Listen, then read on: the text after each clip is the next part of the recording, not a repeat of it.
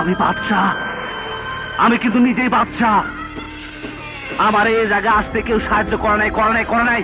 আমি কেন বাদশাহ হয়েছি ও জানে। আমার বাদশাহ বলেছে। তুই কিন্তু বহুত বড় জায়গায় হাত দিচ্ছস বাদশাহ। কোন বড় জায়গা?